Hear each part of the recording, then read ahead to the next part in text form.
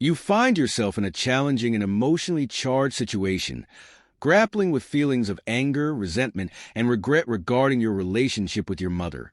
Your history is marked by significant trauma, having lived with your grandparents since the age of 8 after your father passed away when you were just 2. Your mother remarried when you were 5, and it seems she prioritized her new family over you, leading to a long period of estrangement. The recent tragedy involving your mother's car accident, which resulted in the loss of her 2 children, has reignited your complex feelings towards her. During your unexpected reunion, her tears and attempts at a hug were met with your rejection.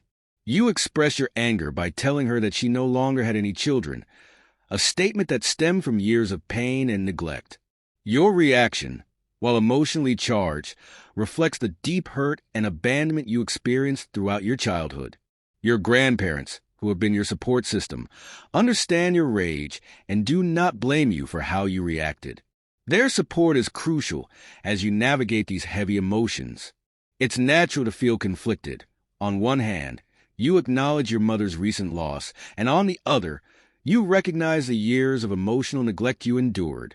The struggle between empathy for her grief and the anger over the abandonment you suffered weighs heavily on your conscience.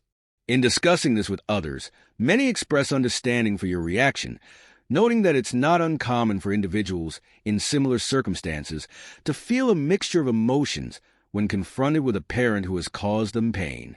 They emphasize that your mother's actions in the past led to this estrangement, and her attempts to reconnect after her loss may feel selfish or opportunistic. You're left with a decision about how to move forward.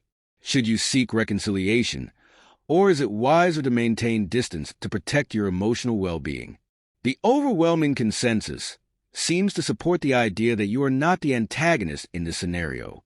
Your mother's past choices resulted in significant emotional trauma for you, and her current situation, while tragic, does not erase the hurt you have experienced. Taking time to reflect on your feelings and considering what you truly want moving forward is essential. It might also be beneficial to speak with a professional who can help you process this complicated relationship and the feelings that arise from it. Ultimately, your well-being should be a priority, and it's okay to prioritize your emotional health over the expectations of others, including your mother. The conversation revolves around complex emotional experiences related to family dynamics, identity, and personal struggles. One participant reflects on the challenges of being adopted, expressing sympathy for someone who was recently informed about their adoption at an older age. They emphasize the importance of transparency in such matters, suggesting that children should be told about their adoption early on in a way that is understandable, rather than being misled. They argue that knowing the truth would not diminish the love a child feels for their adoptive parents, and they share their own experience of being raised with that knowledge, expressing that it would have been damaging to have been kept in the dark. The discussion shifts to another story about a wife dealing with infertility issues. Her husband seeks to understand the tension between his wife and his friend's fiancé, Taylor, who just announced her pregnancy. The wife's reaction to the pregnancy announcement was intense, filled with anger and accusations directed at Taylor, which led to a public confrontation. The husband is frustrated by his wife's inability to separate her feelings from Taylor's situation, feeling that her jealousy and emotional turmoil are being unfairly directed towards someone who has done nothing wrong. He believes that the wife's emotional state is exacerbated by the stress of infertility and suggests that she might benefit from therapy or support groups to help manage her feelings. The husband is left feeling unsupported and at odds with his wife, who perceives his understanding of Taylor's situation as a betrayal. The narrative continues with another individual reflecting on their family traditions after getting married and expecting a child. They express a desire to return to the traditions from their childhood, particularly those associated with their late mother, while rejecting newer traditions introduced by their father and his new wife.